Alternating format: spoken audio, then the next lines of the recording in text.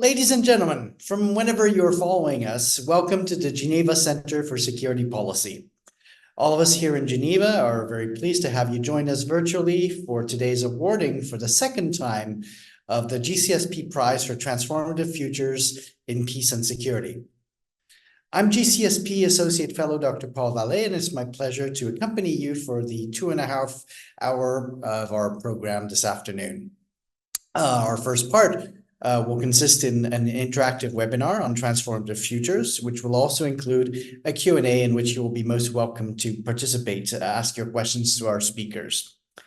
After a 15-minute break, we will then resume for the second part at 16:30 Central European Time with the award ceremony, followed again by an interview and Q&A with the top winners. It's now my pleasure to hand you over to our director, Ambassador Thomas Gramminger, to formally open these proceedings. Thank you very much, Paul. Distinguished participants, ladies and gentlemen, I'm delighted to welcome you to the second edition of the GCSP Transformative Futures Day and the prize ceremony, where we will explore how to rethink and transform our current systems and approaches to conflict prevention, management, and resolution. At the outset, I want to express my sincere gratitude to Professor Naif Al-Rodan, the director of the GCSP's Geopolitics and Global Futures Department, and to Ms. Anne-Caroline Pissis-Martel, the director of the GCSP's Global Fellowship Initiative and Creative Spark. The two of them co-created the Transformative Futures Prize. This event provides us with a valuable opportunity to engage in a deep exploration of some of the most pressing issues facing the international community today. Our focus is to identify innovative strategies to rethink and transform the existing frameworks for conflict prevention, management, and resolution. To kick off our program today, we are thrilled to present a thought-provoking webinar entitled AI and War, featuring Dr. Tobias Wester, the Director of Research and Policy Advice at the Geneva Center for Security Policy. Tobias will be diving deep into the implications of artificial intelligence for modern warfare. Following the webinar, we'll move on to the centerpiece of our event, the highly anticipated presentation of the 2024 GCSP Prize for Transformative Futures in Peace and Security. As we delve into these crucial discussions, remember that impactful change can come from anyone, anywhere. The ideas sparked here today can have the potential to become the solutions of tomorrow. Let's use this opportunity to learn, to be inspired, and to collectively create a more peaceful and secure future. Thanks for your attention. I extend my best wishes for a session filled with innovative ideas and transformative discussions. Back to you, Paul. Thank you very much, Ambassador Gramminger. I'll now invite the president of the jury for the GCSP Prize for Transformative Futures, Professor Naif Al-Rodan, who's also, of course, the head of the Geopolitics and Global Futures program here at the GCSP, to introduce his remarks and today's webinar with his guest, Dr. Tobias Wester. Thank you, Paul. Thank you, Ambassador Gramminger. Thank you all for joining us here at GCSP today for our transformative day of both technological innovation and our annual prize for transformative futures in peace and security.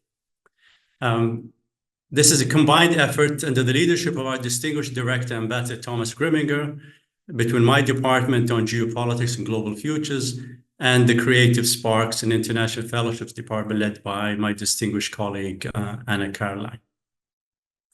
The first part of the program is the webinar. and we start with a panel as a keynote speech by my great friend and colleague, Dr. Tobias Westner, who's the head of security and law, as well as research and policy advice department at the GCSP. He will talk to us for about 30 minutes on AI and war, which is highly topical in today's global environment, unfortunately. And we will follow that with a Q&A session of about 30 minutes. So meanwhile, as you listen, please enter your questions in the Q&A function as we go along. Tobias, the floor is yours. Thank you very much, Dr. Walle and Professor Al-Rodan, for your nice introductions and for the opportunity to speak at this important event today. Ladies and gentlemen, good afternoon. The topic of today's discussions is AI and war. Interestingly, it is not about AI in war or AI at war, but AI and war. This suggests a broader analytical angle that only how AI can and will perform in the conduct of warfare.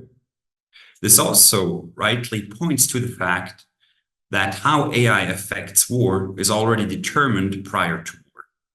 So even if we are not at war now, we are already concerned by the issue here and now.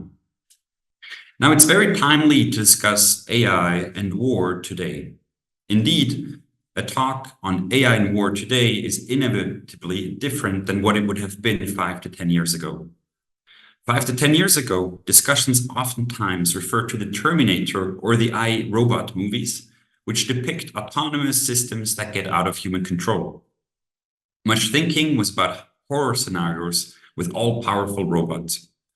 AI experts, on the other hand, would point out that we would by far not be there yet. They would say that these scenarios would be unrealistic. Today, however, the genie is out of the bottle. We are there. We now do have powerful military AI systems that are being developed or are already used in battle. Israel, for instance, is using its AI-enabled system called Lavender to track and target Hamas leaders. The US Air Force Secretary just took off in an F-16 fighter jet that flies fully autonomously, including piloting complex dogfights. Moreover, the US DoD is on track with its replicator initiatives that aim to deploy swarms of thousands of drones by 2025. We know less about other major military powers, but it is safe to assume that they are not far behind. In light of today's event, namely the Transformative Futures Day, the question thus arises what these developments mean in terms of the transformation of war and how we deal with it. A lot has been argued and written on these questions already, so I will not recall the various analyses and views here. However, the essential questions still largely remain difficult to grasp, namely, where are we today and where are we going? In security studies, the impact of new technologies are commonly characterized by the topology of revolutionary versus evolutionary effects. The former has a disruptive effect that can lead to a new revolution in military affairs. The latter has a rather subtle, continuous, and thus evolutionary effect. Also in this context, we know that we tend to overestimate the impact of a new technology in the short term, but we tend to underestimate the new technology's impact in the long term. In other words, there is usually a hype cycle, but a hype cycle with initially too high expectations, but then the tendency for more sober assessments that, however, do not sufficiently factor in the actual transformation that had happened when we introduced new technologies. So concretely, with regard to military AI, many analysts argue that AI will be disruptive. This is notably due to higher speed and complexity of military decision-making and military operations, as well as easier, less risky, and more effective use of force. Yet it can be questioned if these features will actually lead to a revolution in military affairs. Indeed, autonomous undersea drones are similar to submarines. They are just more effective and can be deployed at a larger scale. Similarly, swarms of hundreds of drones are like bomber fleets that overwhelmed air defenses in World War II. Modern drone swarms are just more mobile and faster. However, as I said, I don't want to get into the details of these argumentations. The major point here is that exactly these type of discussions and debates tend to cloud our view on the central issue here. The view, or the central issue, namely that AI is highly transformative regarding how we conduct war. Now, we may increasingly experience the introduction of AI into military affairs like a simple evolution of military affairs. But this means we miss the bigger picture.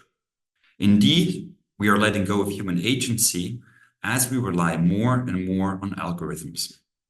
I'm deliberately saying human agency because it is more than simply human control over a weapon system. We are excluding or minimizing, at least, human initiative, intuition, emotions, and other human features. We are thus going towards a dehumanization of warfare.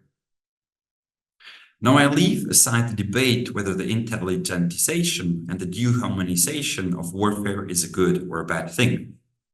However, there are at least 7 different tendencies that cloud our views and contribute to us increasingly accepting the use of AI. Let me elaborate.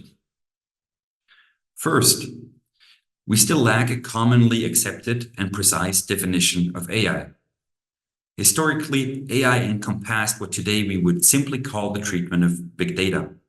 Today, the lack of clear definition means that many talk of AI when it is not exactly clear if what they're talking about is actually AI or simply very sophisticated rules-based computer programs. This leads to a perception that AI would be around everywhere, thus to a certain normalization of the fact that AI is used already. Similarly, the significant advances with ChatGPT and similar platforms show to the public that AI is already here. Second, and contrary to the first point, the scientific literature on military AI tends to emphasize hurdles and problems for introducing AI in the battlefield. Notably, the social science literature tends to use hypothetical cases of military use of AI. Concrete use cases of military AI, such as Palantir's AI systems that are currently being used in the Russian-Ukrainian war, are hard to find in the publicly available literature, notably because of military secrecy. But this prevents a close examination of actual implications and results in a general confusion regarding where we are with the current technologies and the military use. Now, a third point. As previously mentioned, the discussions on military AI has shifted from more general symbolic discussions about a possible Terminator and killer robots to more specific discussions about AI decision support systems and less ethically problematic AI applications. Such a shifting focus of the discussions has certainly brought more nuance to the debate. But the consequence is also that we are getting used to less problematic AI applications that will make it easier for us to subsequently embrace more ethically problematic applications, such as highly autonomous weapon systems. Now, a fourth point, and pointing into the same direction, is that those who are developing military AI are undertaking efforts to build public trust in military AI systems. The US Air Force Secretary sitting in an autonomous F-16 and saying that he has confidence in the system, for instance, is a step towards bringing the public to accept military AI. This is deliberate and the opposite of filming swarms of autonomous-legged robots taking over a town, for instance, which would most likely create fear and mistrust among citizens. Hence, through current debates and demonstrations, we are experiencing military AI as benign, and we are tending to lose fear of what is to come next. As a fifth point, states have made normative progress by agreeing that IHL, International Humanitarian Law, or the law of armed conflict, how the military lawyers prefer to call it, that IHL applies to the use of military AI systems. As such, existing standards of proper conduct of hostilities are upheld. Yet, what tends to be ignored is that the use of AI transformed the way that IHL is actually applied. As I've shown in a recent paper, AI-enabled algorithms will lead to a more mechanical and objective application of IHL provisions, which are currently rather subjective and indeterminate. So although we are upholding current standards for the ethical use of violence in armed conflicts, this actually disguises how we apply these standards is actually changing.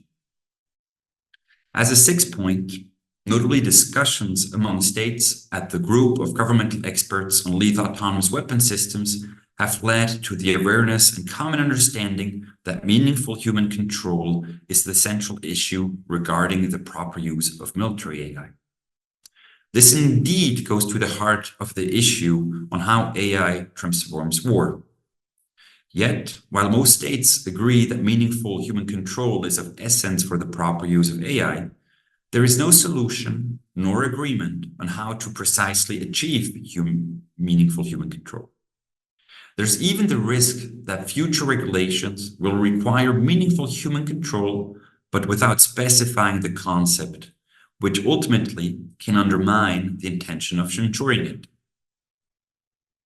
Now, as a seventh and last point, the current diplomatic and normative initiatives bear the risk of leading to the legitimization of military AI. The attempts to ban autonomous weapon systems have not succeeded so far. The initiative for responsible AI in the military domain that has resulted in international summits and the US political declaration on responsible military use of artificial intelligence and autonomy, to which many states have adhered by now, these initiatives advance international norms on how to properly develop and use military AI. This is greatly needed.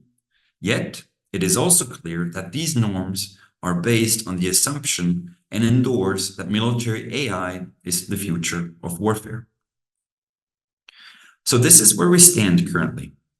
We are witnessing, and I would argue also increasingly accepting, the use of military AI. In addition, we are not realizing this transformation as revolutionary, but rather evolutionary. At the same time, it is not commonly shared regulations or ethical convictions that drive the progress in the field. It is simple the technological breakthroughs that are driving the process. So the question then arises, why is this? Are we sleepwalking? I think sleepwalking is not plausible because discussions on the military and ethical implications of AI are ongoing for many years now, and we have heard all arguments by now. So it must be deliberate. But why? Well, the equation is simple. The promises of AI seem to be higher than the downsides and risks of AI. As with most weapons in the past, states will develop and deploy new weapons if the technical barriers can be overcome and the weapon can be used effectively. Also determinant regarding the development and use of new weapons is that you can put the burden of risks and problems of new weapons on your opponent. Killing thousands of civilians by a nuclear strike. That's not your problem, that's simply your opponent's problem. In the context of AI, this means that once you have ensured a secure and reliable deployment of the systems, the other ethical issues and problems with the use of AI are faced by the opponent. Now, the geopolitical situation further endorses the pragmatist approach to the development and use of military AI. Indeed, geopolitical tensions and great power rivalry give states the incentive to develop military AI rapidly. This can lead to shortcuts regarding ethical problems, including the pressure to reduce human control of AI systems. In addition, geopolitical tensions and confrontation means that states are thinking mostly in national security terms. This means that they can easily justify to load the risks and problems of the new technology up to their opponents. Now, what does this imply overall? Now, the developments imply that we do not have wars yet with large deployments of fully autonomous systems. Yet, we are getting there. Moreover, we are in the process of tacitly giving up human agency in warfare. We are doing so by having the impression that AI in war is not disruptive, but evolutionary, manageable, and ultimately unproblematic. And with that, we are leaving the control over the future of warfare to those who are actually developing military AI. So what can we do about this, if anything? First and foremost, there needs to be a continuous scrutiny of what military AI applications are developed and how they undermine or ensure proper human control. Only this way, we may know if all is fine or not. Second, more states need to develop their own military AI. This may sound counterintuitive, but only if states develop their own AI can they be certain to have systems that fulfill their military and ethical requirements. If those who develop the technologies shape the transformation of war, this means that only the development of AI systems by ourselves will ensure that we have a concrete stake in the game. Third, the technology and defense industry needs to get engaged in shaping proper guidance on the development and use of military AI. At this stage, industry is still rather absent of discussions on AI and war. Developing proper standards for military AI, similarly to its standards for corporate and social responsibility or standards against corruption, could help to achieve that we will have systems that correspond to our interests and values. The big issue, or hook, of course, will be how to create incentives for the industry to engage in such endeavors. Fourth, and finally, we need to get international law and cooperation right. The recent Austrian initiative on regulating autonomous weapons has rightly identified that the time for launching new diplomatic momentum is now. Yet it is important that states and civil society that wish to ban autonomous weapons do not rush the exercise, nor produce an international treaty that does not achieve much beyond virtue signaling. It is crucial that the necessary time is invested to produce a carefully crafted and solid regulatory framework.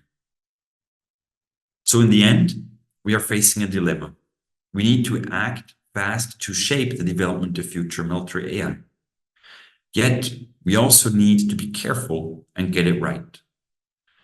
But most importantly, we need to have a good sense of where we are and where we are going with military AI. We may have the impression that all is fine with the transformation of war by AI, but this is not a given. This needs our special attention and efforts. And so with that, thank you again for the opportunity to contribute to today's discussions, and I very much look forward to engaging in the further debate. Thank you. Thank you very much, Tobias, for a highly insightful talk. A lot of concerns, a lot to unpack. For the audience, please start entering your questions. We have one question from Constance. Constance, do you want to ask Dr. Tobias directly? Go ahead, please.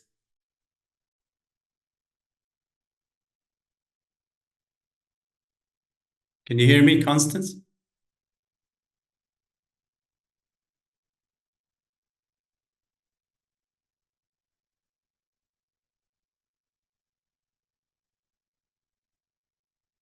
Constance, if you're unable, I can ask the question on your behalf.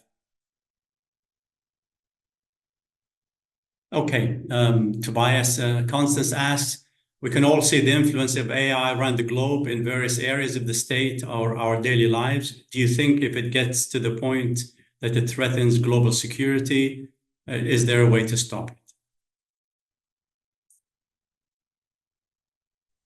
Thank you very much for this great question, and obviously a very hard one. I think the moment it threatens global security, I think states maybe tend to be less concerned about global security than national security.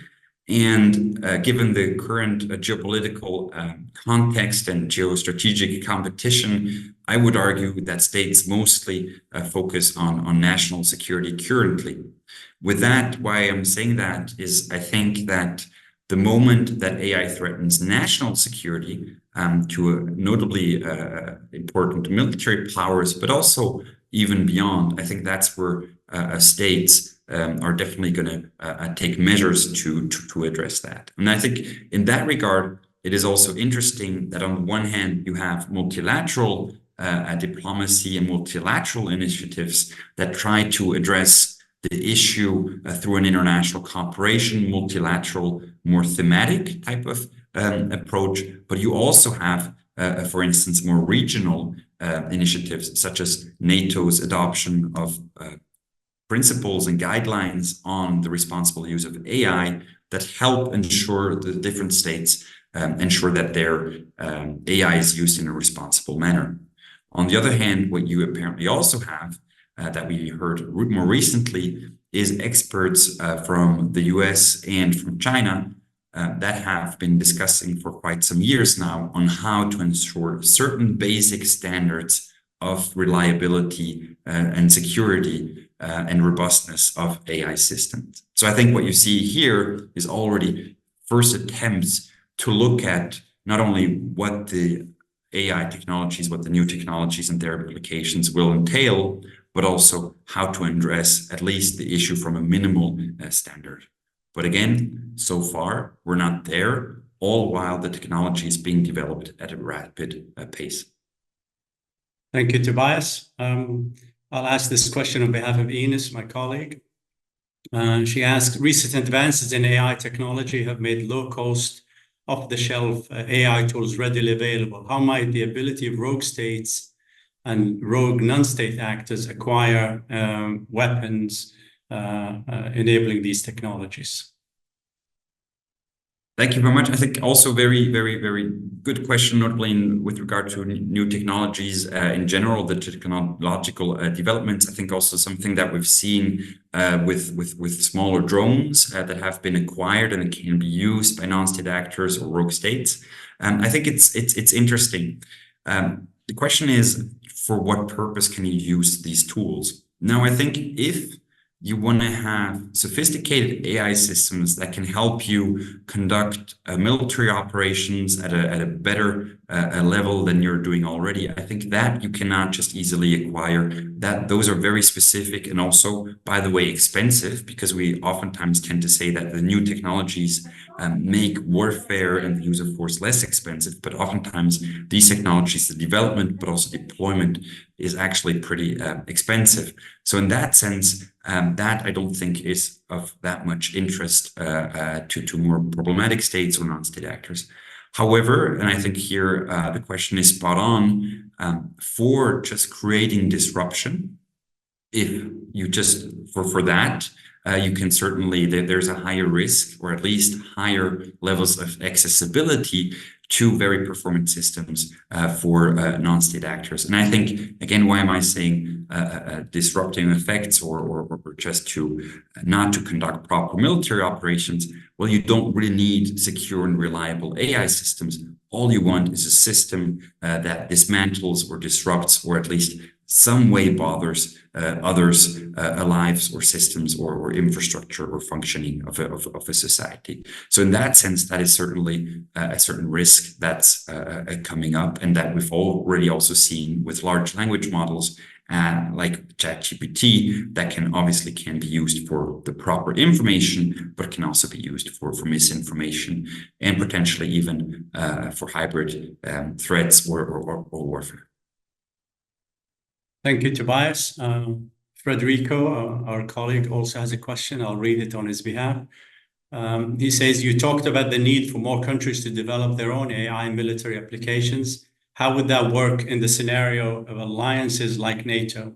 Is it possible to develop a common AI infrastructure despite relatively different approaches towards AI regulations?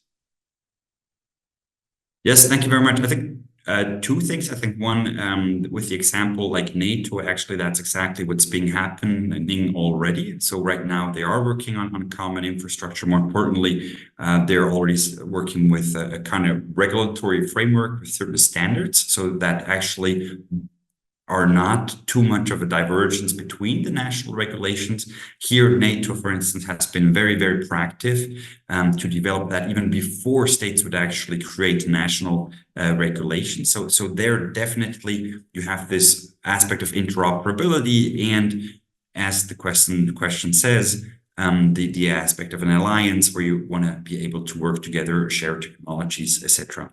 So I think the question more difficult, if you apply the argument of more states should acquire their proper, or not only acquire, but also develop their proper AI systems. The question there is how do you do that where there are no alliances, where there are not established cooperation mechanisms, where you don't share standards, where you don't also potentially not trust each other?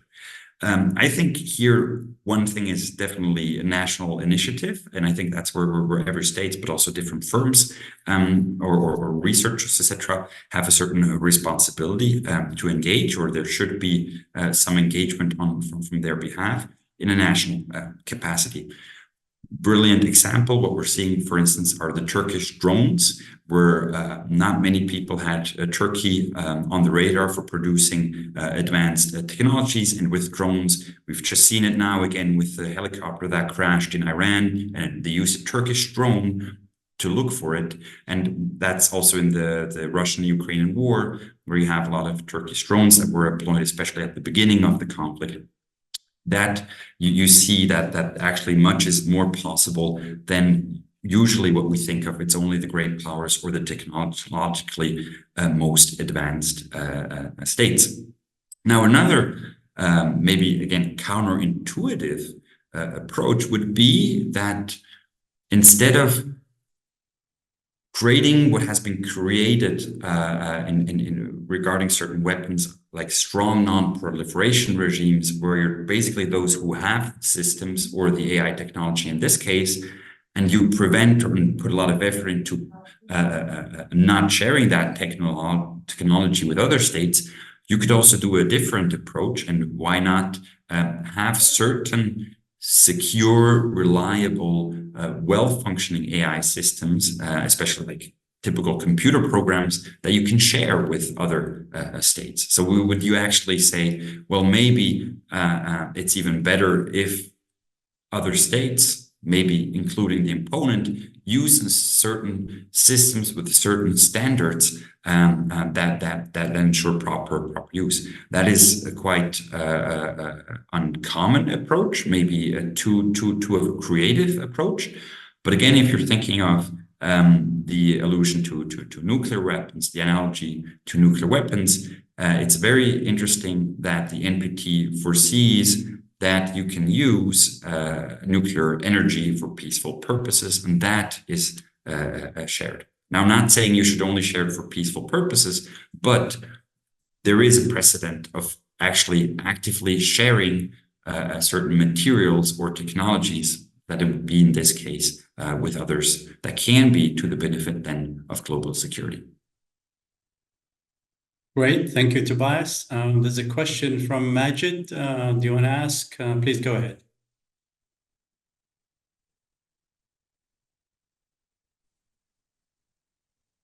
Yes, please.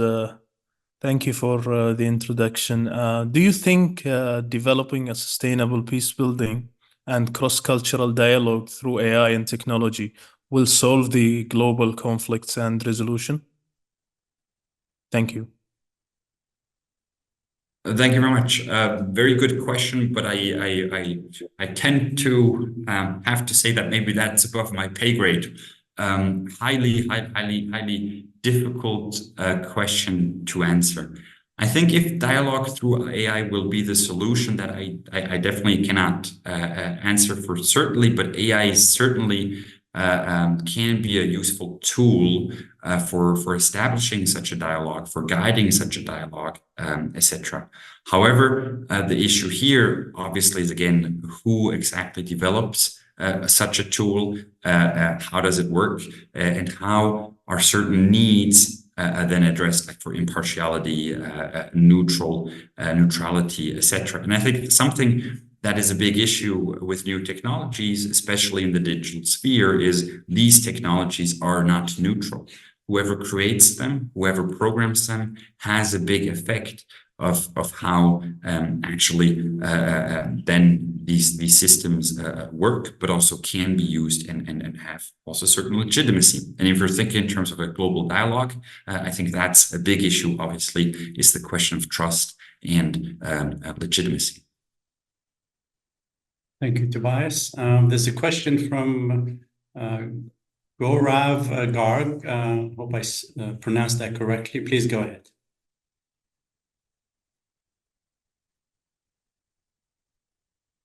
Yeah, thank you so much. I had a question, Tobias. I think particularly, I'm thinking about the use of AI for designing and deployment of biosecurity threats, right? Because, again, I think to your point about national security being paramount, but then also linking it to health security. And where do you see sort of like the trends, the challenges, opportunities, the risks in that space? Over.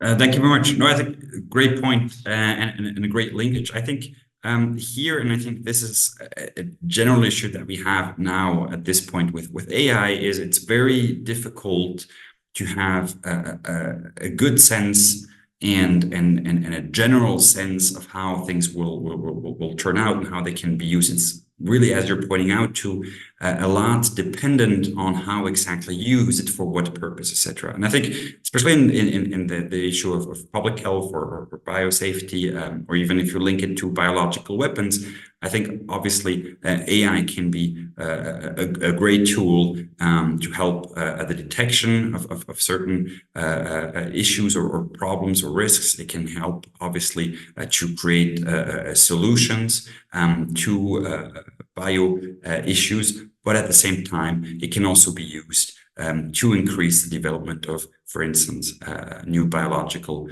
weapons, or more actively use them. So I think here, right now, it's at this point, and with the publicly available information, it's really difficult to see in which direction we're going, but there are definitely negative, but also definitely positive implications to that.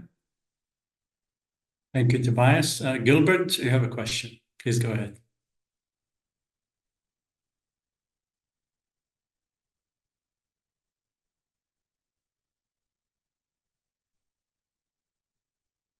Are you there, Gilbert?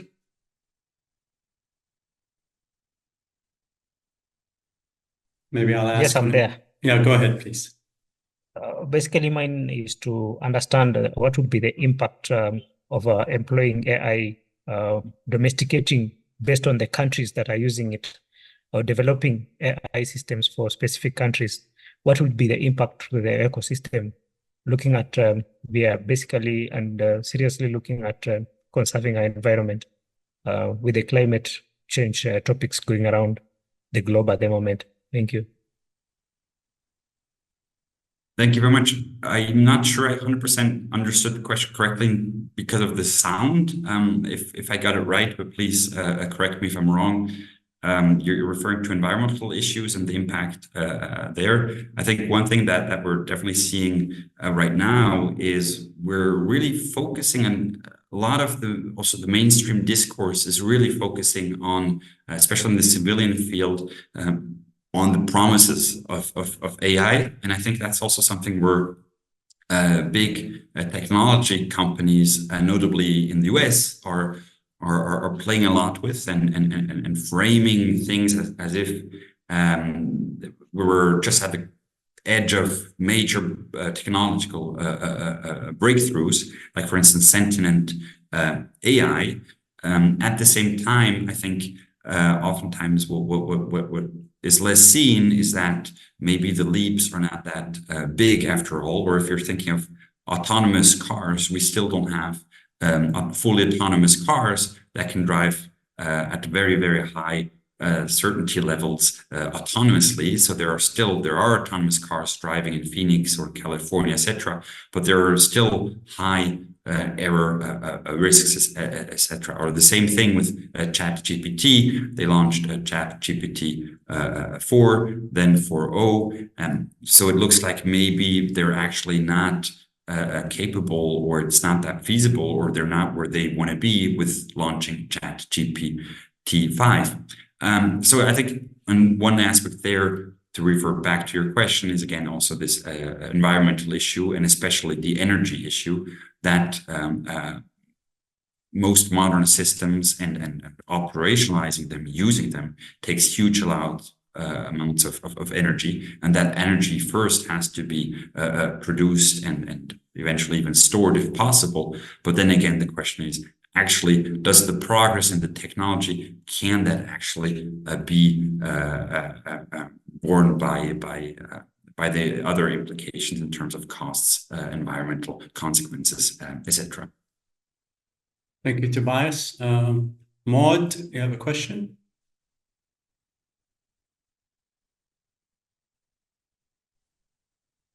Yes, sorry. I was wondering, how can AI contribute in concrete terms to respect for international humanitarian law? Thank you very much. I'm very sorry in terms of the sound. I'm not sure I understand how it contributes to what of international humanitarian law? Yes, how can he help to improve IHL? Thank you very much. So how AI can help to improve IHL? I think that's a great question, because here again also we are not 100% certain at this point if and how AI can improve IHL. So on the one hand, there is the argument, obviously, that if we have AI systems, including potentially autonomous weapon systems, that are not tired, that do not fear, that do not have certain weaknesses that the human soldiers would have, that these systems would be more rational, and that these systems could, for instance, also approach a target more closely and just basically do the job, and that per definition would then lower civilian casualties, etc., because a lot of civilian casualties in warfare are due to human error. Similarly, an argument is also that, as we've seen with targeting strikes and smart bombs, where we really have had a shift starting the 90s to now 30 or 35 years later, where we don't just carpet bomb anymore. We have precision guided munition, and in most cases, or in many cases at least, and with that, it's possible to actually diminish civilian casualties because of more precise use of force and use of weapons. And so the argument there is that if we have better AI systems, they will allow to better identify targets, but also to have more precise and less error in the deployment of the weapons, and that would help notably actually to use less force, because you can be more targeted, you can be more deliberate about how you use force against your enemy, but also less civilian casualties. So that is the technical aspect and how it can improve IHL. I think, on the other hand, also that again is not a given. If states want to go there, then that's possible. States do not have an obligation to use AI system to that end. And also, obviously, just because you're more precise doesn't mean that you're going to spare civilians per definition. You can still potentially increase also your rates of attacks. You can increase the numbers of targets that you're attacking. So actually, it doesn't per definition mean that it's going to improve the application of IHL. What is certain, at this point, states have agreed that IHL is applicable. So at least what we know is that IHL will continue or should be continued to be upheld. But the question again is, as we know, IHL gives a lot of room for maneuver also in terms of targeting, etc. So how the states will actually do that, I think that's still up to be seen. Thank you, Tobias. Constance, I see you. We have you back. You have a question? Please go ahead.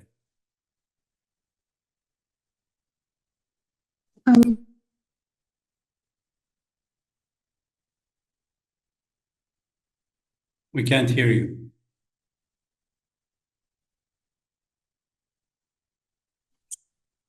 Okay, can you hear me now? Yes, yes, go ahead. Okay, so my question is, how do we protect countries like underdeveloped countries that are not able to afford AI for their security in case of when they are attacked? And do NGOs like UN have a way to protect them?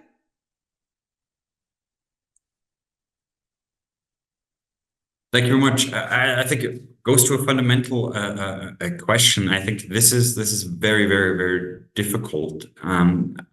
One attempt or one approach that has been shared and discussed so far is to create, for instance, like we have in the nuclear field where we have nuclear weapon-free zones, you could create military AI-free zones, or probably if the most contentious issue is lethal autonomous weapon systems, well, you can create zones where states agree that there will be no lethal autonomous weapon systems deployed.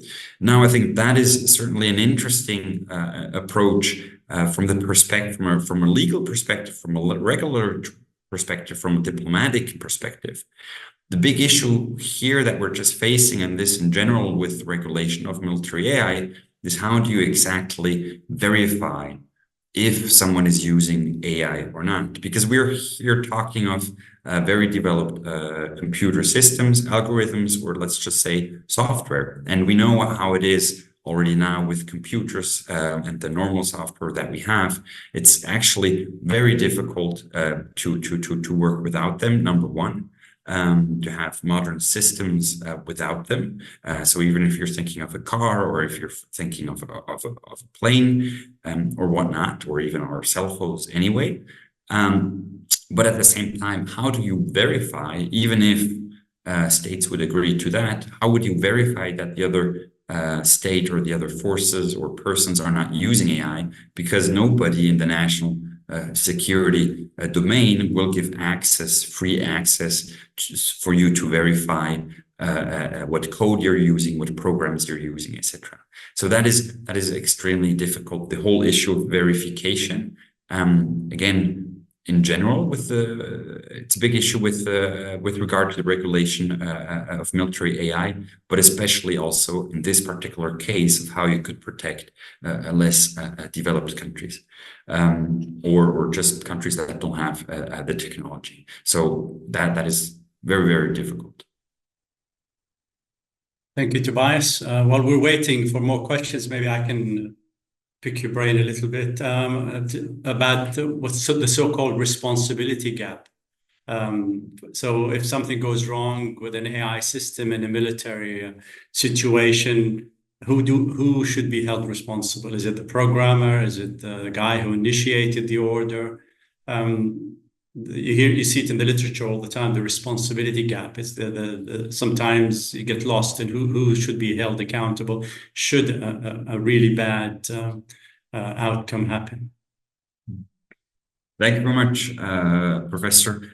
As you're saying, the responsibility gap is a big issue, because if we're saying that there's a high level of autonomy, well, then who's responsible if a system actually acts on that autonomy? I think what is definitely clear, as you're alluding to with the responsibility gap, is the name even, is that international law and international criminal law and IHL, they do not have the answers to who should be responsible.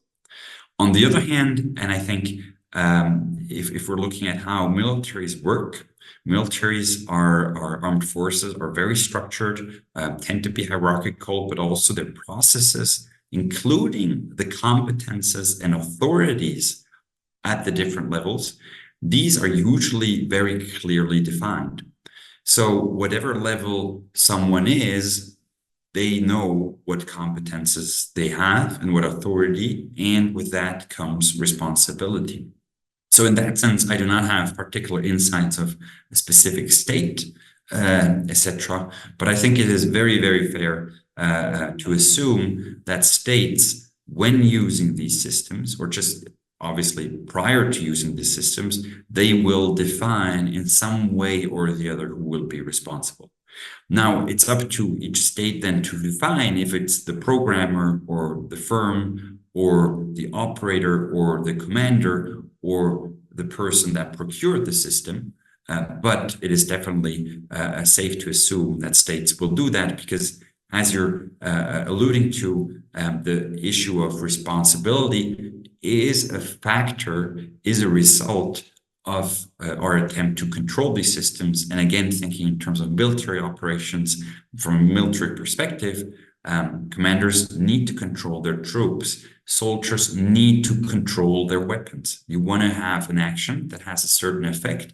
And for that, you need to know what you're doing and be able to control and guide those actions and those effects. So in that sense, I think, although there will be technical issues and difficulties to ensure this levels of responsibility, each state for themselves, or armed forces, or whatever security forces that use these systems, will define that one point or another.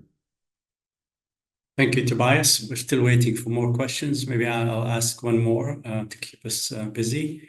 Given the exponential rise of AI in every facet of policy, war, and peace, and the likelihood by most experts, probably by 2028 or so, of AGI, artificial general intelligence, where AI will become sentient, where by definition it will equal or supersede human capacity.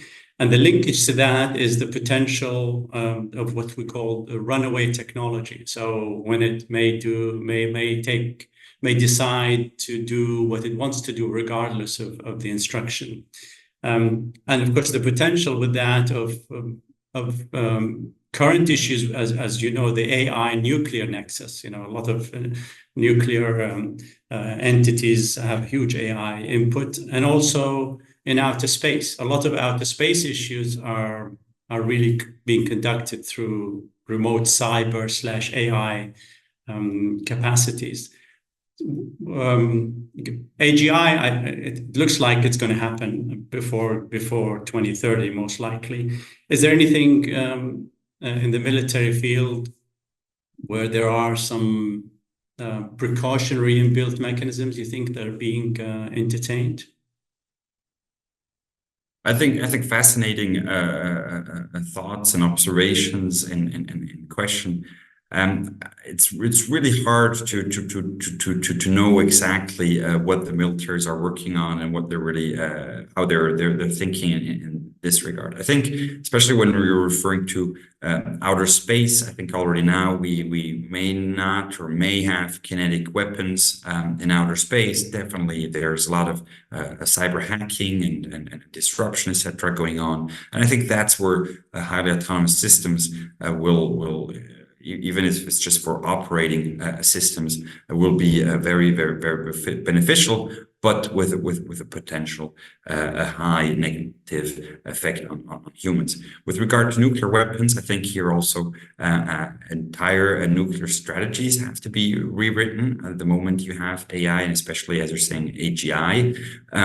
Here the issue, obviously, I think the experience so far that we have with not even 100 years of nuclear weapons is that we want proper human oversight.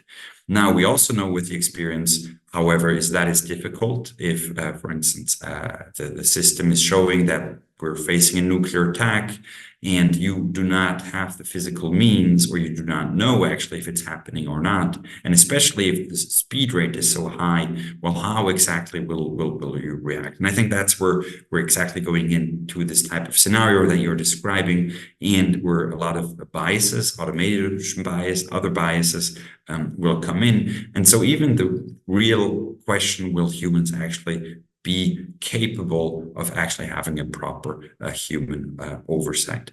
However, I think also what here comes again into place are regulatory means, typical arms control issues, where we already have good experience in the nuclear field with the INF Treaty, for instance, with other treaties, where it was deliberately these treaties deliberately eliminated certain capabilities so that actually decision makers would then have more time to react than actually normally they would have when the old systems would be used. So I think it's also invisible that especially in the nuclear field, for instance, we'll have to find some measures that are related to the nuclear issue, maybe less the AI issue, but just the nuclear issue that we can control, that we can verify, as we did so far, where we don't have the same problems as with AI, but just because taking into account the fact that states may use AI systems for very highly complex deterrence strategies or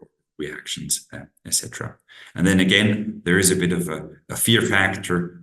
Obviously, I think huge at what we saw during the Cold War, huge literature and a lot of analysis and policy documents and thinking, going at least what we know from the Western states, and notably the United States of America, in terms of how deterrence works or should work, etc., and the different mechanisms.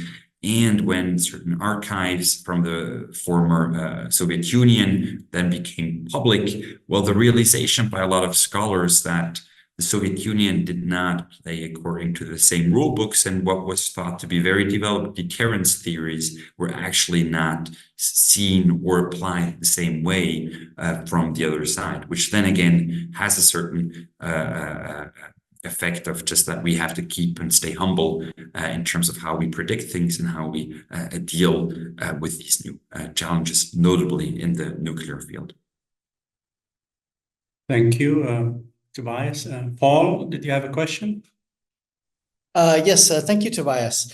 Of course, we've been talking about all sorts of modes in which AI might be regulated, but I was wondering, since of course many of these technologies are also being developed by industries and conglomerates and so on, whether there's any indication that even though these many industries are often competing against each other, do you think they would eventually have a vested interest in developing their own spokes group or platform to propose what they see are modes of regulation or rules of behavior? Thank you very much. I think, to be very frank, I think this is a great point, and it's also a point that I've been raising with a couple of states and policymakers already for a couple of years. So far, it still has not been done, but I think that would be a very, very beneficial exercise, and I think could really produce a good results. On the one hand, we have a bit of issues in the discussions where industry tends to say, look, ethical issues and all these issues, that's not a problem. We develop the systems, the states that use the systems, etc., they will have to deal with that. And so I think it's a way of engaging with industry, engaging with those who develop, to also get properly developed tools then, after all. On the other hand, I also think, as you're referring to, give certain incentives. If you have, for instance, if you take the case that Ambassador Greminger was very instrumental in this, the private military and security companies, you have a mantra document that guides, a soft law document that guides the behavior of the states. But then you also have an international code of conduct that is really for the different security companies, private military and security companies, where they auto-regulate, where they adhere to these certain standards and norms. But at the same time, not only they do that, what it allows is you can, as for instance, someone who wants to use these services, you can distinguish actually between industry that does adhere to those standards and industry that does not. And I think that's also something, notably in the AI field, I think that could make a big difference, especially for those actors that want to have reliable systems, that want to have secure systems, and certain interests and values embedded. So to me, the big question there is, how can we get there? What kind of incentives can we provide to get industry there? And so far, hasn't been done yet. Thank you, Tobias. Paul makes a great point, and it seems to be a dichotomous issue between profitability for big tech and AI safety. And it's really, I think it's very difficult to reconcile those two without really top-down regulatory pressure. Absolutely. And I think what is also interesting is that there has been news a couple of days ago that Sam Altman from OpenAI would join a certain AI safety board. So where they would discuss certain issues. Here again, the very interesting part, I think, if you think about it, is that it's mostly about AI safety. So in a sense of narrowly defined, so that we can use AI, right? And I think that's, again, to me, kind of the point that I was making initially. We're going towards safe AI, which is good because it's safe. It prevents us from harms that we do not expect or do not want. But at the same time, also, it drives us towards more and more and more using AI, exactly as you, Professor, have mentioned before. Thank you, Tobias. I have a question from Jose Bellarmino. Jose, please go ahead.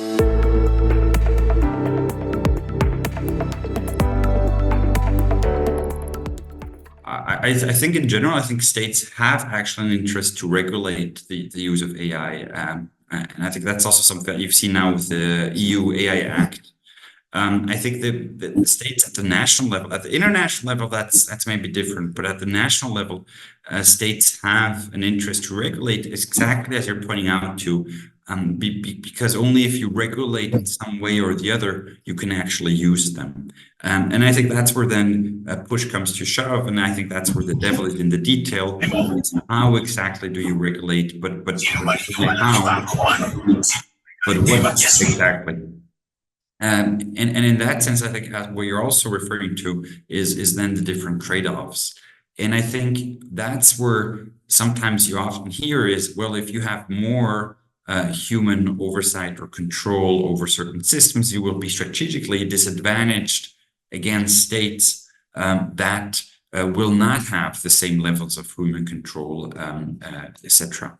Now, I think that is a fair argument, but at the same time also is only if you have proper control over systems, however that may be, that you can actually really use these systems in a way that is beneficial to you.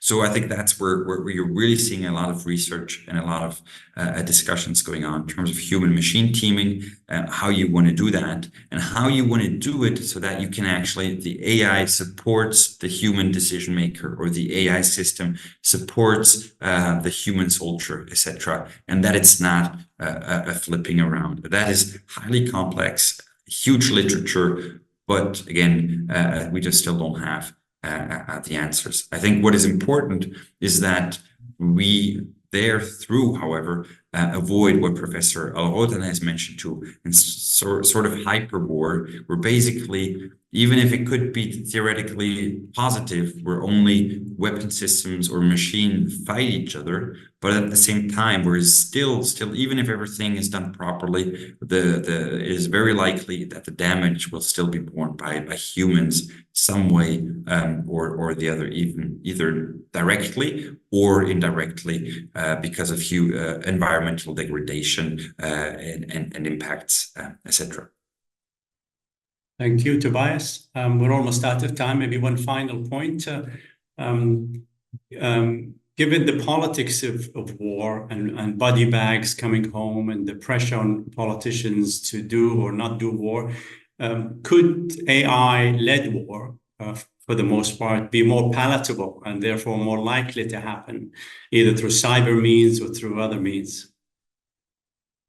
Absolutely, absolutely. I think that is absolutely possible, even likely, in a sense. And I think also what we've seen with cyber operations, where we have managed now. If you're thinking of this first cyber war happened in 2008, so we're now thinking of maybe almost 20 years of cyber operations. Initially, we were very scared that cyber operations, so non-kinetic, could have very strong kinetic impacts and reactions. Now, so far, no cyber war or massive or significant cyber operations have led to massive kinetic reactions and actual physical war. So if you're taking that experience, what you see is, because it's not necessarily tangible, the results, actually, we are currently witnessing a constant cyber operations, even maybe you could even argue cyber wars that are just tolerated by states that are just currently permanently going on. However, we do not treat it as acts of war. We do not treat it as war because we don't want to engage in full-scale wars. So what's kind of happening there is, because it's possible and feasible and sometimes also very effective, there is a stronger inclination to use cyber operations than not do anything. However, we are also treating kind of this cyber sphere as kind of like its own world that is manageable, that has its own rules, where you also react in a certain way, and that I think is interesting in that regard. Another example, however, what is also interesting is the cases of the drones, of piloted, like tele-guided drones, like the Reapers and the Global Hawks, etc., that we've seen for a couple of years now. There, obviously, you can say the argument goes in both directions, or the analysis is not very, very clear. You can say, well, because targeted killing was possible, let's say, for instance, over Afghanistan or Pakistan, that avoided actually massive troops, massive deployment of troops, big-scale wars. On the other hand, you can also say, well, no, that's not really the case. The other argument goes that that's not really the case because the cost for a massive deployment of troops in a major war are anyway so high. However, the cost for targeted strikes through drones are very little, which means that actually you can more easily employ force. So I think in that sense, definitely a valid argument and concern, but also how it will play out exactly, I think that still remains to be seen. Thank you, Tobias. We worked you too hard, but you came through with flying colors, outstanding insights. We're very grateful to you and your time. We'll stop here and back to you, Paul. Thank you, Tobias. Thank you very much for having me. Thank you. Thank you. Well, thank you very much. As Professor Rodan has said, well, to both of the speakers who've animated this webinar, so Dr. Tobias Flettner and Professor Nayef Al-Rodan. So, and of course, many thanks to all of you who've come forward with all these great questions and stimulated the discussion. So, as planned, we will now have a break for about 15 minutes or so.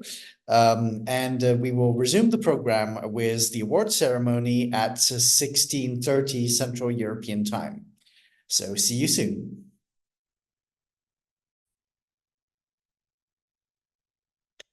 Welcome back to the Geneva Center for Security Policy. And now we will move to the second part of the program and award the 2024 GCSP Prize for Transformative Futures in Peace and Security. I'm handing over to Ambassador Thomas Grimminger to introduce the members of the jury of this year's prize. Yeah, thank you very much, Paul. Distinguished participants, ladies and gentlemen, I'm very pleased to see so many of you online today for this second edition. of the GCSP Prize for Transformative Futures in Peace and Security award ceremony.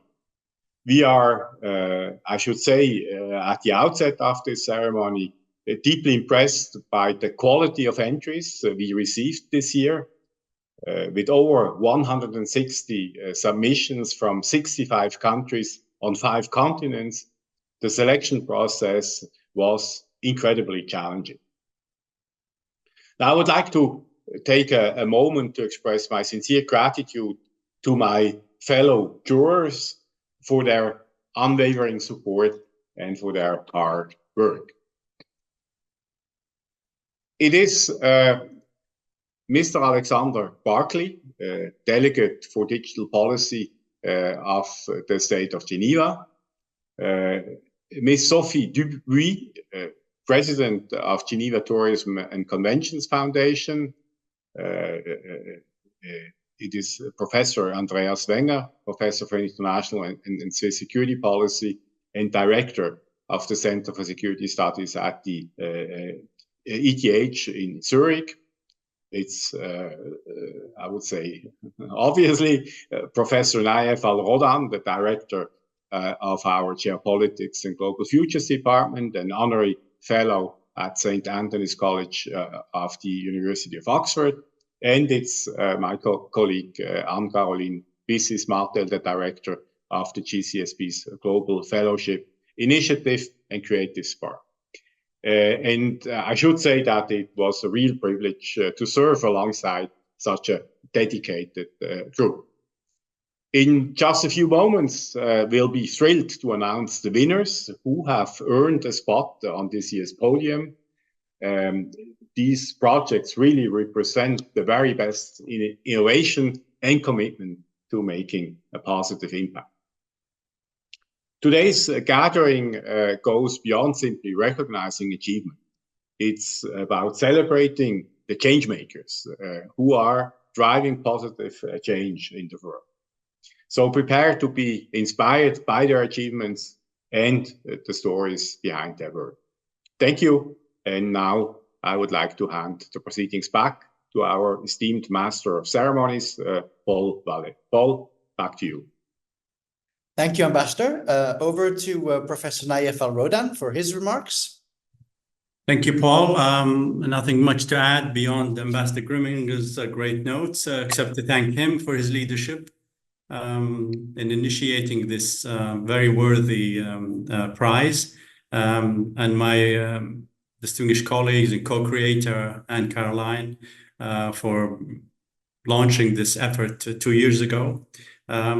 And of course, we couldn't really do it without the expertise of and dedication of the panel of judges, to work, and my staff to work through 166 applications as Ambassador Grimminger from 65 countries and 5 continents, and to come up with an issue with 15 finalists, and then to reduce that to 3. A lot of hard work, a lot of worthy applicants, which tells you the quality of the final 3.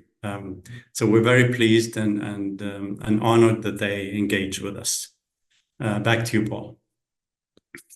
Thank you, Naif. And now we will hear from the head of the Global Fellowship Initiative and Creative Spark, my own very own colleague and boss, Anne-Caroline Bissis-Martel. Thank you, Paul. Ladies and gentlemen, distinguished guests, esteemed participants, it is a real pleasure to address you today as we celebrate the 2nd edition of our prize, which highlights the power of transformative futures in peace and security.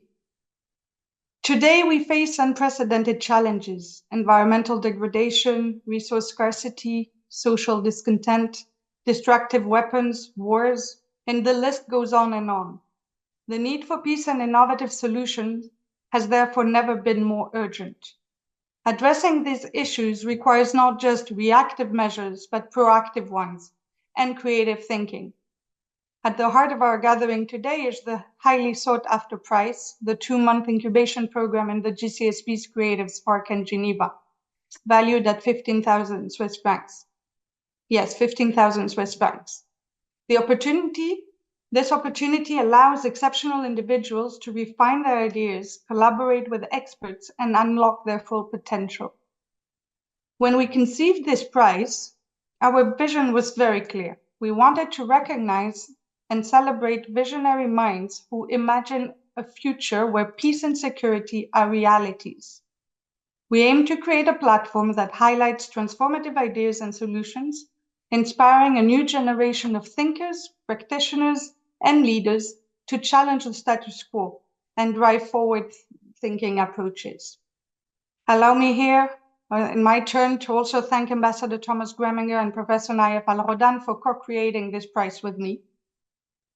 My sincere gratitude goes also to our esteemed jury members for their valuable time and expertise in evaluating the project submitted, and to our hardworking teams who made this ceremony possible. Last year, we recognized exceptional contributions advancing global peace and security. On a personal note, it was very rewarding to work with the winners during their incubation period, witnessing their dedication and innovative approaches. The first place winner, the Global Governance Innovation Project, led by Dr. Richard Poncio and his team from the Stimson Center, set a new benchmark for excellence and innovation. This year, as it has already been stated, we are overwhelmed by the quality and diversity of submissions. The innovative strategies and bold ideas submitted prove the global commitment to creating a more peaceful and secure world. The ingenuity and passion reflected in these proposals are truly inspiring. At the GCSP, we believe the journey towards a better future is a collective endeavor, requiring collaboration, interdisciplinary approaches, and inclusive dialogues. The incubation program will serve exactly this purpose, allowing winners to meet, exchange ideas, and collaborate on projects that can reshape our world. In Geneva, a hub of international cooperation, diplomacy, and innovation, our recipients will be exposed to diverse perspectives, cultures, and experiences, fostering groundbreaking solutions. As we honor our recipients today, let us remember the responsibility that lies with this prestigious prize. Transformative futures require compassion, empathy, and a commitment to addressing pressing challenges. We trust our recipients to make good use of the knowledge and network they will acquire to make a positive impact, contributing to a more secure and peaceful world. Thank you. Back to you, Paul.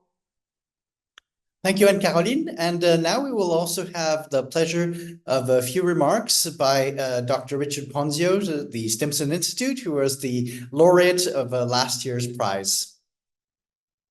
Thank you, Paul and Caroline, Dr. Al-Rodan, and colleagues at GCSP.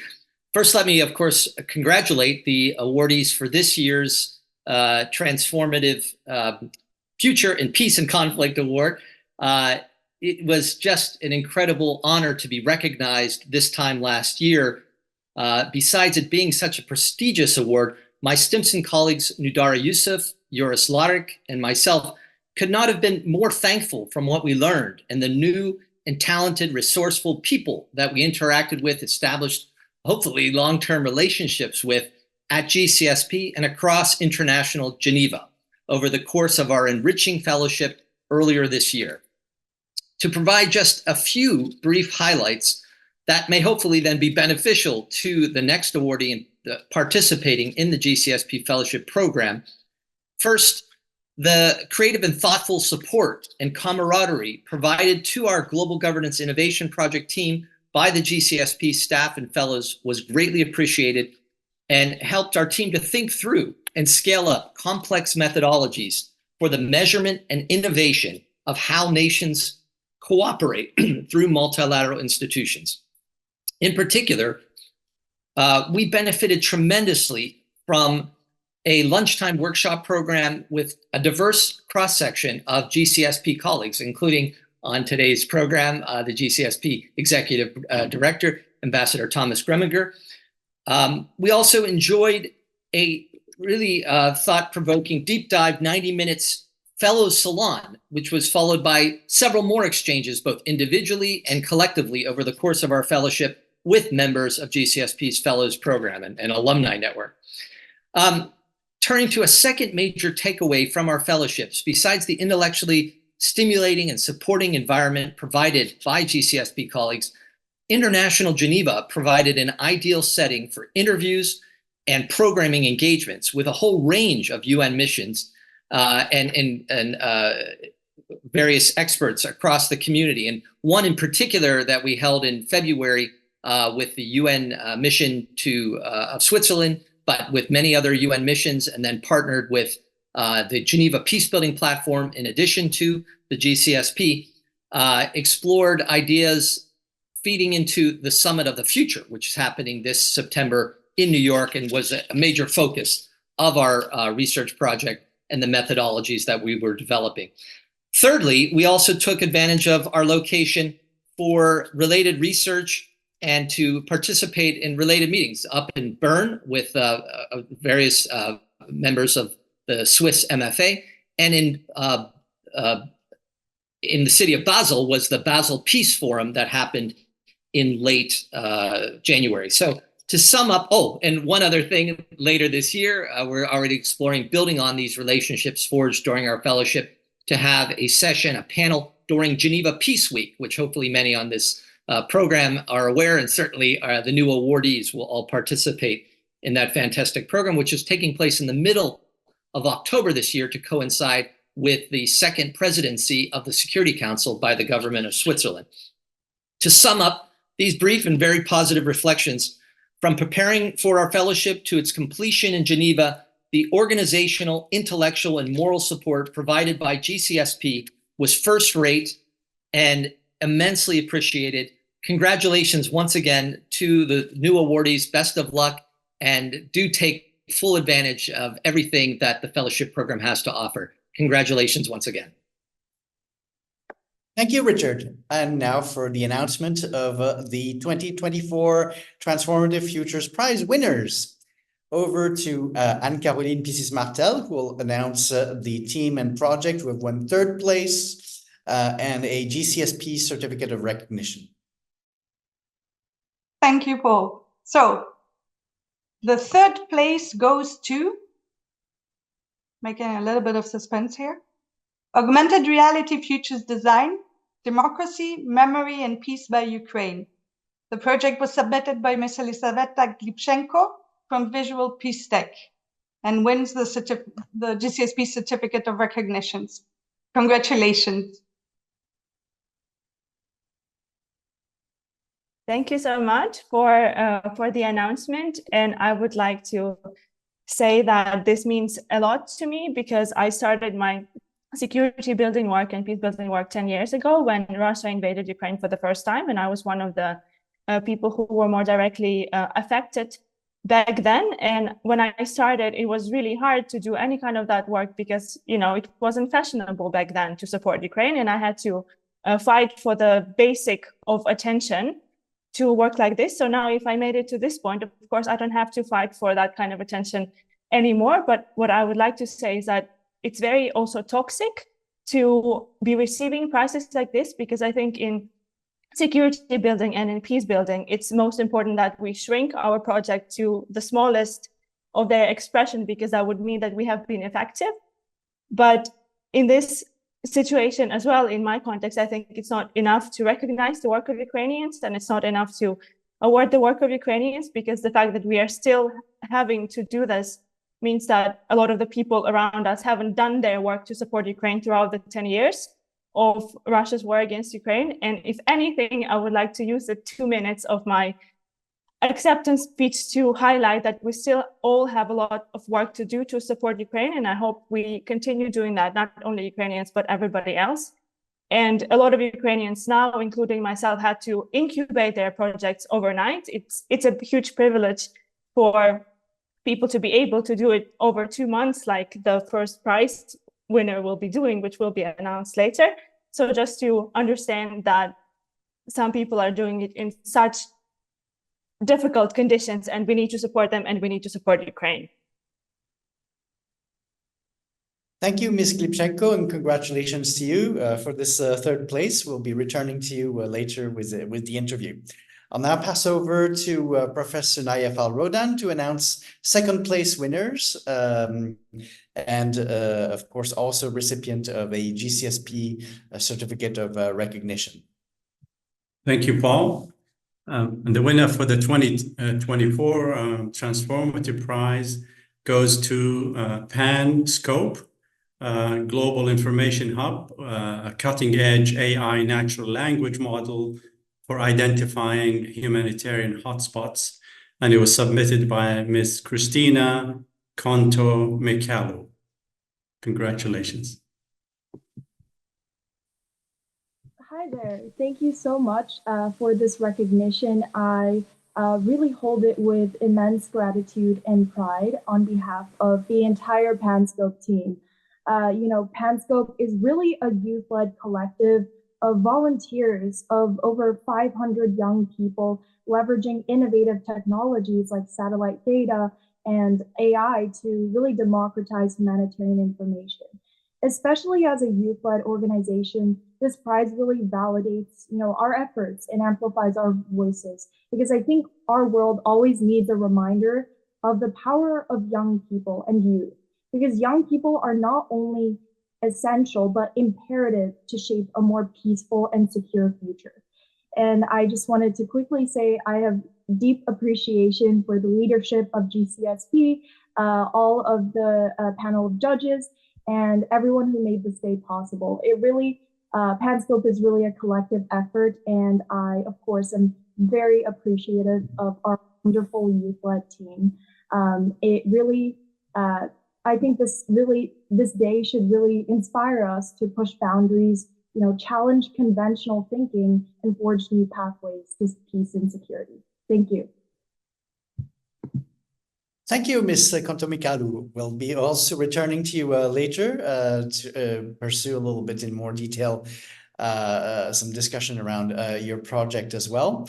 And now I will hand over to Ambassador Thomas Grimminger to announce the winner of the first place winner of the 2024 GCSP Prize for Transformative Futures in Peace and Security. Thank you, Paul. Yes, I'm very pleased to announce the winner. So the first place of this year's prize. It is Strategic Horizons, Exploring the Nexus of Space, Antarctica, and Global Security for Strategic Solutions in Challenging Times. And it was submitted by Ms. Victoria Valdivia. Congratulations. I should add that you are winning a certificate of excellence, a prize trophy, as well as a fully funded 2 months incubation program with the GCSP's Creative Spark here in Geneva. That is worth around 15,000 Swiss francs. So congratulations, Victoria. Thank you so much to the GCSP for this amazing opportunity to be representing by very first time to my country, to Chile, but also to Latin America region on this prestigious prize.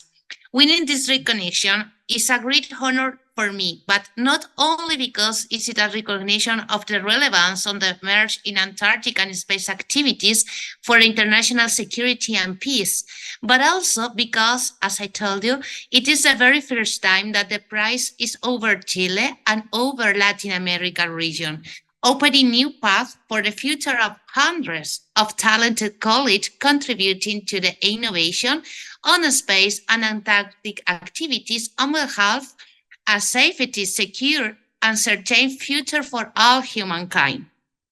As Chile has a natural Antarctic vocation, due to its high latitude and natural connection with the territory, but also because the Antarctic remains in the Chilean identity since the beginning of its life as a country and a nation. So it's very special for me being conducting this research for the very end of the region, the very end of the South America territory, because there is something special when you are studying Antarctic, but also being conscious on outer space activities. Because as General Tañez Montalvo said in the 40s, Chile has the key to the future of human international security, because the challenges after the Atlantic era will be set in the Southern Pacific, connecting this Terra Australis Ignota with the outer space. So finally, I want to express my deepest gratitude to the GCSP for this prize and the trust in this research and its impact for the future of all humankind. Thank you so much. Well, congratulations to you, Ms. Valdivia. We're going to come back to you in just, well, merely a second to talk to a little bit more about this award-winning project that you've happily submitted. We, of course, want to thank also the jury members, as were listed before by the ambassador and by the professor, since they have had to work through the mass of these projects, and they've finally managed to recognize this one as well too. As we said, it's quite a historic occurrence to have our first winner from Chile and from the South in general. And also, of course, quite remarkable this year, because all three third place winners have been submitted by women-led teams. So, of course, this shows to you the really great dynamic and brain power that is out there. And we're very pleased to soon become more acquainted with all of these. But most especially, of course, we will be meeting Ms. Valdivia when she attends the Global Fellowship Initiative and the Creative Spark. So in between, we're going to have a little talk about the project itself. So, of course, you know, your excitement really shines out on this. We're very pleased for you. And I'm sure everyone who's interested in the region that your project is focused upon is also very excited to hear about that. Would you mind telling us a little bit how did Strategic Horizons originate, and what raised your original interest to form this team and project in relation to Antarctic issues and space issues? Yeah, of course. Well, this project originated because as a space professional, doing my background, I have realized that there is a lot of space activities. Of course, we have a lot of specialists studying and exploring the consequences of satellite activity, particularly in LEO, due to sustainability and the need to protect the orbital regime for the future.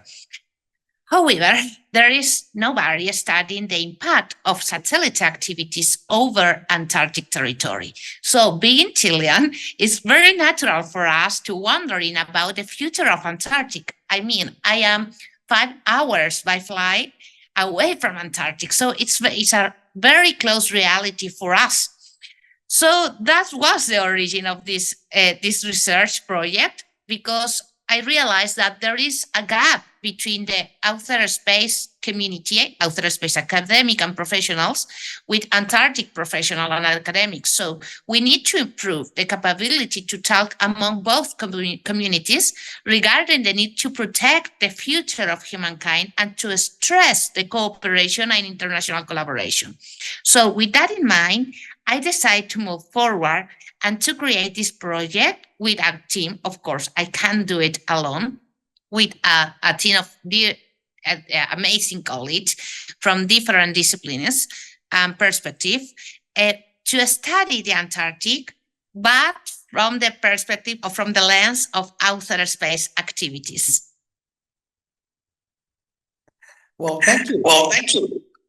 Of course, the other question then is, of course, when you heard about the Transformative Futures Prize, what was your vision? I mean, how would you represent yourself what you feel to be a transformative future?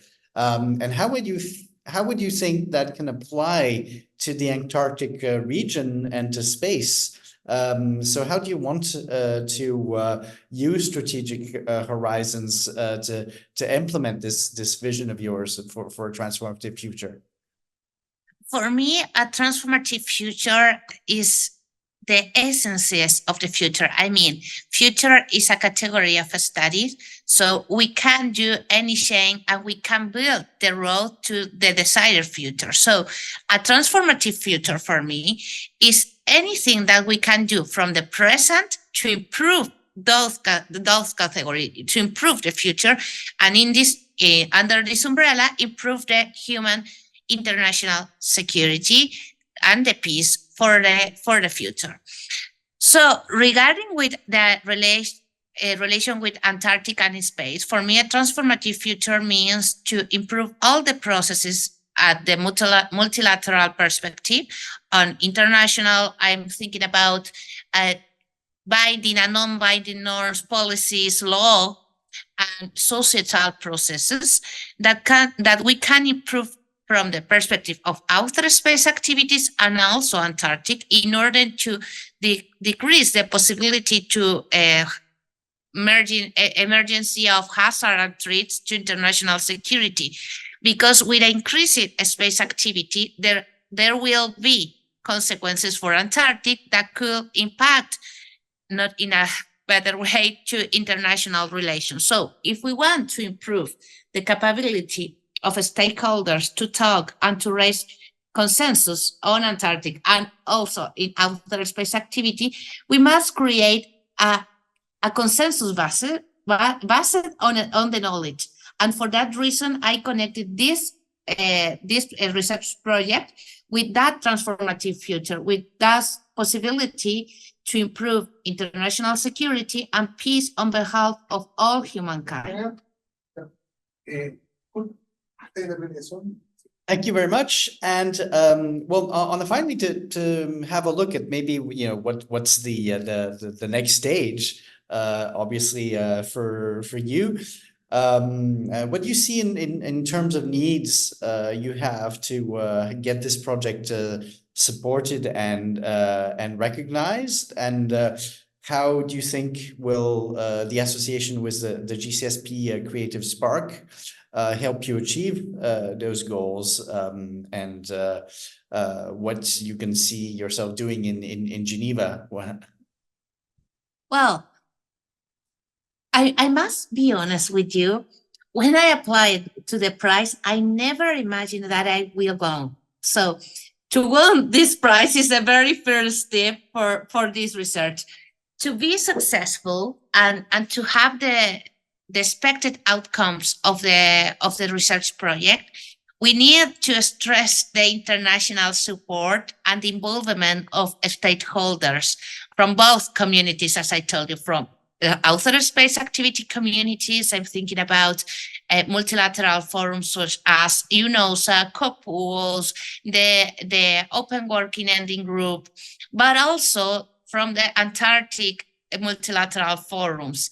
So the first step is that stakeholders must be actively involved in the debate surrounding the discussion and being consuming the expected outcomes of the research project, not only because we want that they read us, but also because we need that the stakeholders take future decisions and conduct their future dialogues based on this accurate knowledge on the tendencies, the hazard, the emerging threats, and how we can improve international security in both dimensions.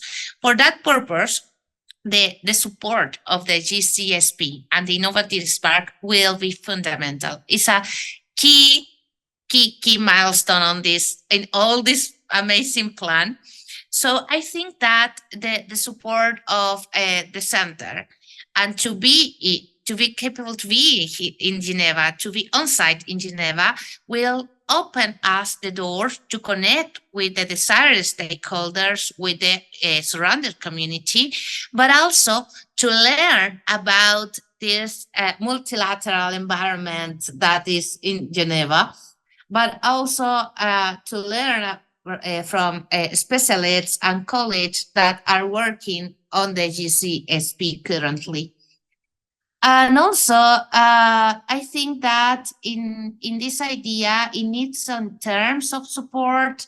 we will need exactly that, the capability to spread out the voice, to connect in a worldwide perspective, and to be capable to do that from the GCSP, of course, will increase the possibilities to be successful in this endeavor, because the prestigious and the leadership that the center has on international security and international peace processes will strong our perspective, and will strong our capabilities in order to be being able to offer to worldwide community the expected outcomes, and to support, to improve the coming processes surrounding Antarctic activities, but also outer space activities too, particularly in those times that are very difficult and challenges. Well, thank you so much for taking the time to further that. And of course, we'll wish you, of course, much success on your forthcoming visit to Geneva. Congratulations again, Victoria. We're now going to pursue a little bit of our global tour of winners of the prize. And we're going to go over to Christina Kontomikalu, I believe in New York, to talk about the Panscope winning second place. Christina? Well, congratulations to you for winning the second place. To you too, I'd probably ask, what are the what can you tell us about the origins of Panscope? How did you set up the team before submitting your project to the prize? Of course. So I cannot share the story of Panscope without sharing a little bit about myself. So I'm actually from both Greece and China. So growing up, being from two very disparate cultures, I think I've really fostered a sense of, collaboration, global cooperation. And also I've developed a passion for technology and seeing how innovative new technologies such as satellite data can advance global efforts to, address peace and security challenges around the world. Yet in my home countries, I witnessed a handful of humanitarian crises that were not being tackled with the technologies and the capabilities that we have in our days. So for instance, I looked online to find, and I found a lot of disinformation on social media about multiple crises, such as the refugee crisis in Greece. And when I contacted aid organizations on the ground, a lot of them did not even account for this threat. So I think it's really through the power of recognizing that young people, can make a difference. And I really leveraged this idea that we as young people, we may not have many years of experience, but we have the passion, we have, the bright mind and the ambition to really make a difference.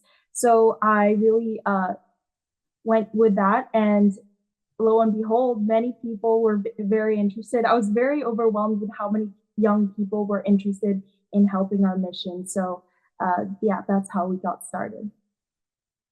Wonderful. And of course, what we'd also be interested to hear is, of course, in what areas have you actually begun to experiment the workings of a Panscope, or where are likely areas that you'd like to experiment how it functions?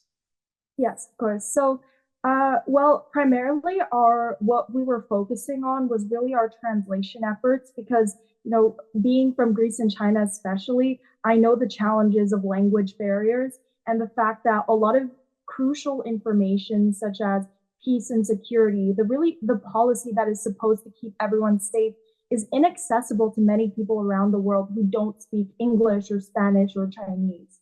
So we've really built a big network of volunteers of over 500 people who are translating these vital resources that we process, whether that's through satellite data or humanitarian policy, into underserved languages, to ensure that even marginalized communities and people who wouldn't have access to certain information do, because we value open source information. And I think that's a primary driver of our work. Another area that we are very much developing right now, especially with our Global Information Hub, is actually satellite imagery analysis, as we've mentioned. So we're looking into partnerships with satellite companies to really identify and monitor humanitarian crises and movements. And I think it's important, especially because of the relevance of space to peace and security on Earth. So I think this is a really important area to explore. And it's important, I think, for young people to develop the ethical skills in order to, you know, be leaders in the future that have a moral and ethical compass. Thank you. Well, that's of course remarkable, that the number of networks and people contributing, especially on the linguistic front. That's quite interesting. To move forward, also, of course, you know, towards you know, the next stage, and your understanding of what a transformative future represents. Is of course, how do you think PanScope is going to apply towards that goal of a transformative future, and how is the GCSP certificate of recognition going to help you work towards that? Of course. So in our eyes, a transformative future is really a future where information is a universal right, where technology empowers communities rather than leaving them behind, where really peace and security are strengthened through informed and empowered citizens. So that's really the culture that we try to create at PanScope, especially as a youth-led group. And I think that GCSP, this recognition, is especially really great for us because we, you know, it is a bit challenging as a youth-led organization to gain you know, recognition or to even, you know, be taken seriously by much more established organizations. So this is really almost like a breakthrough for us to be able to present our idea here and feel empowered that we are making a difference. And yeah, so our work aims to directly contribute to this transformative future in our eyes by democratizing this crucial data and empowering individuals around the world to make informed decisions. Well, thank you very much, Christina. We're very much looking forward to hear how that goes ahead in the near future. And we're now going to move on a little bit around the globe again towards Ukraine and Finland. And we're going to talk with Yelizaveta Glibchenko, who's representing the third winning team. And so, of course, congratulations to you, Yelizaveta. We could see how excited you were about the recognition there. Also, of course, my first question to you would be indeed, you know, what are the maybe, of course, the specific needs that you identified in Ukraine that gave rise to this project of augmented reality futures design? Yeah, thank you so much for the question. Yeah, I have been working for 7 years on a different kind of peace building initiative, and then it came into my PhD research, and now based on the PhD research, I came up with a new methodology and a new program to implement in Ukraine and in Finland now, and I've gotten funding to do that. But the kind of needs that I identified is that peace for Ukraine is very different, and the grounds that we have for peace building and for security building don't really support what we need in Ukraine because there's a lot of colonial heritage, and also the very concept of peace, I think, has been stolen by Russia for propaganda measures, and that could also force Ukraine into things that are not anything about peace. And I wanted specifically, because of that, to focus on futures design to make sure that peace in Ukraine is by Ukraine, as the title of my project says, and that it comes from bottom up and that it comes genuinely from the people and from the kind of different regions, because they were affected in different ways and at different times as well. And that is to also innovate what peace is and how we use technologies for peace building and how we use futures design for peace building.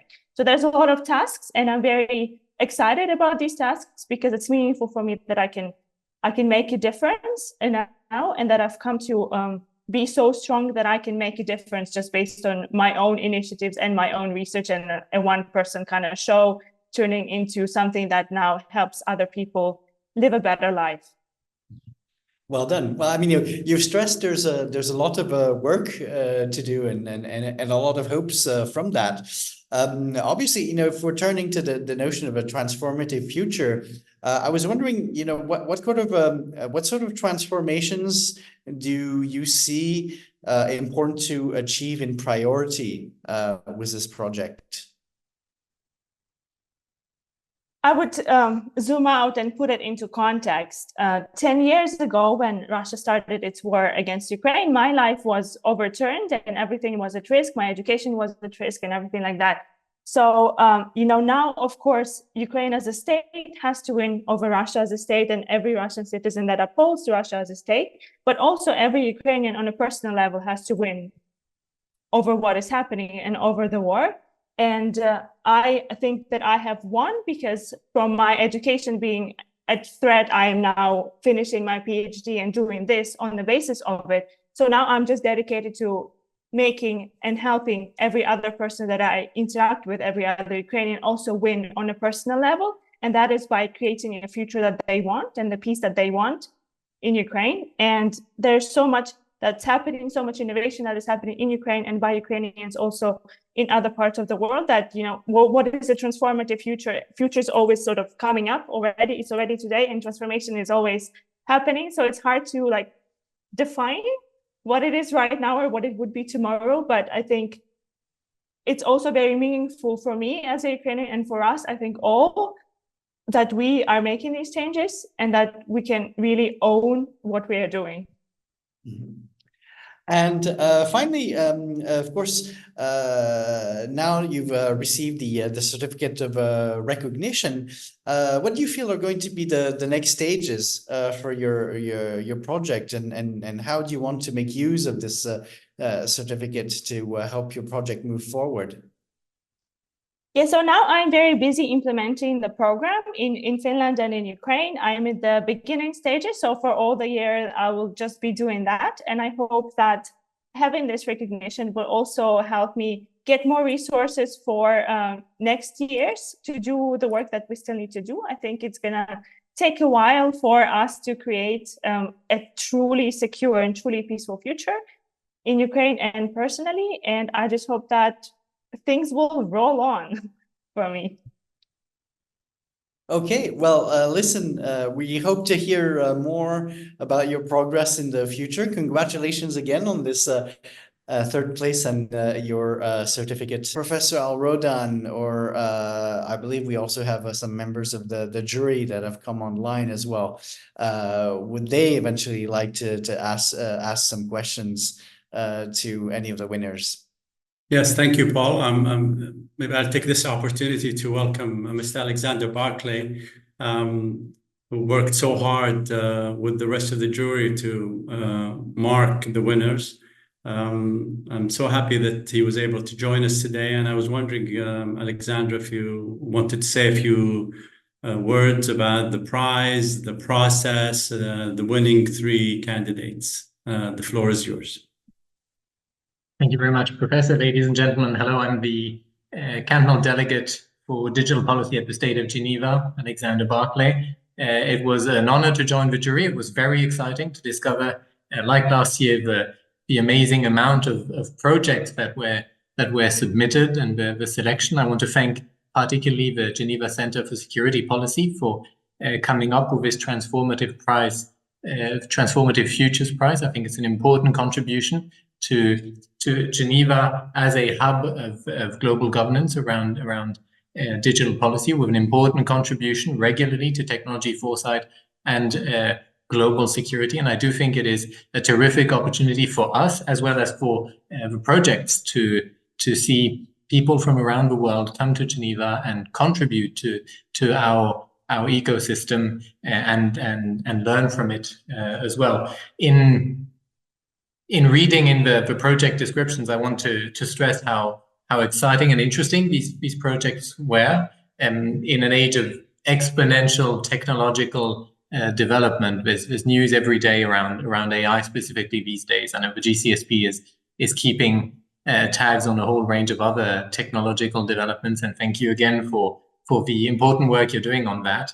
I feel like there were three major themes that came out for me this year. I was expecting to see a lot around AI, and I was glad to see other topics as well coming forward. I feel standards were an important topic. The importance of the use of technology for enabling collaboration and a culture of understanding to foster global peace or regional peace, and as well the importance of education and enabling humans in peace and technology. And these were very comforting for me as important themes to come forward.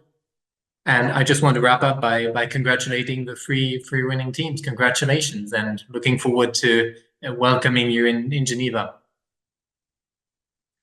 Thank you, Alexander, very much. Thank you for your contribution to the marking of the submissions, and we look forward to collaborating with you in the future. Thank you so much. Back to you, Paul. Thank you, Naif. Unless you have any particular remarks that you would like to address to our winners. I mean, obviously, one of the great things about the GCSP is it's, of course, a vast network of relations. And certainly all of you who have logged in today will be able to eventually find your way towards, if you're interested in the three projects that we've just had distinguished, get in touch with these teams and get to know from them what interests you as well. I think this is going to bring towards, yes, Naif? I was going to say for the winners, many congratulations again. I would encourage you to speak to each other because you can learn a lot from each other. And as always, we'd like to hear from you not only over the next year, but future years. And we hope in year 5, we'll get the winners of the preceding 5 years together to see their experiences and how engagement with the GCSP and the declaration of their winning has impacted. We think the traction of GCSP and the state of Geneva should be a huge impetus for your projects. But we're very proud of you. We're impressed, and we wish you the very best. Back to you, Paul.